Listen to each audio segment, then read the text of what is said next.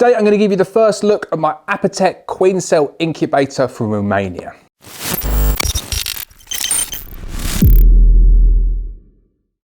Right, so first off, why do we need a queen cell incubator? And I reckon 99% of this people watching this video don't need one. However, we are moving really hard into queen rearing this year.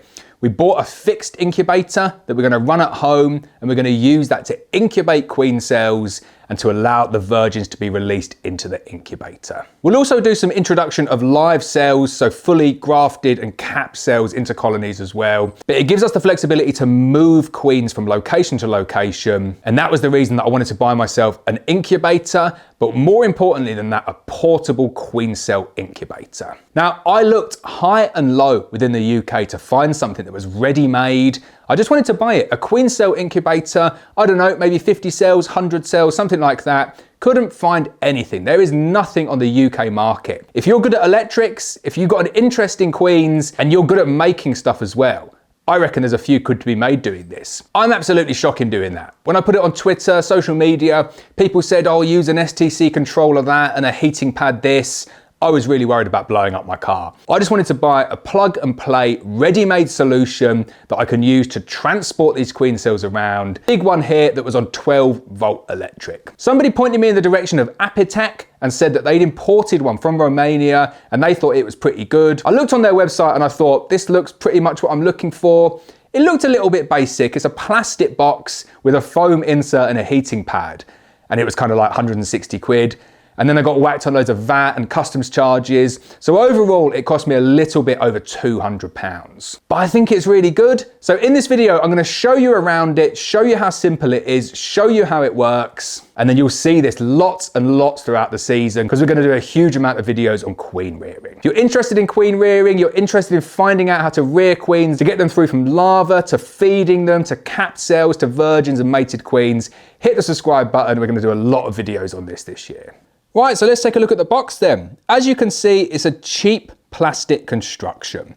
I really would have liked to see this to be a metal construction, but hey ho, it's not a metal construction.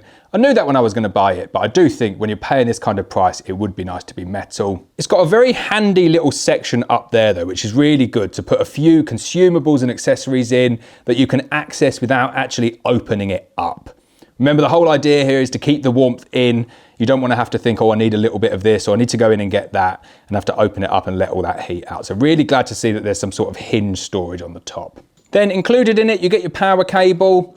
And again, it's a little bit rough, a little bit ready, but it works. But it looks like a relatively sturdy connector. The connector just fits into this socket here.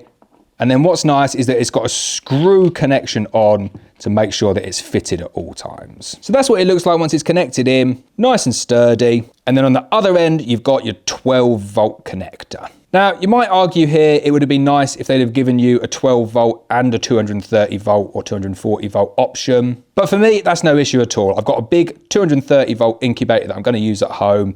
I wanted this as a car incubator, something that I could plug into the truck to keep them warm while I'm traveling around for the day. So I'm happy with just 12 volts. So on the inside, you can see really nice and simple construction. But again, it is a little bit basic. It is a little bit budget. It's the kind of thing that if I'd have had a go at doing it, I'd have probably made it a better job maybe myself. Just a little bit rough and ready around the edges. And this is the problem, is that you can't buy these on the market. I know the carousel is available, and I have no doubt in my mind that the carousel would be made considerably better than this. But in reality, it's going to serve its purpose. It's a lot cheaper than the carousel. This one here holds around 150 cells, and for that version of the carousel, you were looking at a lot more money. The foam looks like a really nice quality foam though. It springs back into position. The cuts out of the foam are very neat indeed, so I'm happy with that. And then if you can just see down there, you've got a metal warming plate. All of the metal warming plate is hidden beneath that metal grid there, so you can't see it. Hopefully it's going to last me years and years, but I can't comment on that until I've run it for a good few seasons. So there we go. That's the first look at my Apitec Queen Incubator. I'm going to run all of my queen cells through that this season when I'm moving them between apiaries. You'll see a lot more of it. Can I recommend it? Only as much as that it actually turned up and that it switches on when I plug it into the 12 volt. Definitely a little bit rough around the edges though. You could definitely make something better and cheaper yourself, or if you've got friends in high places, they might make you one and send you one as well. I'm not jealous of Chris Manton's Queen Incubator one bit. Not jealous in the slightest, don't even want it, I've got my own one.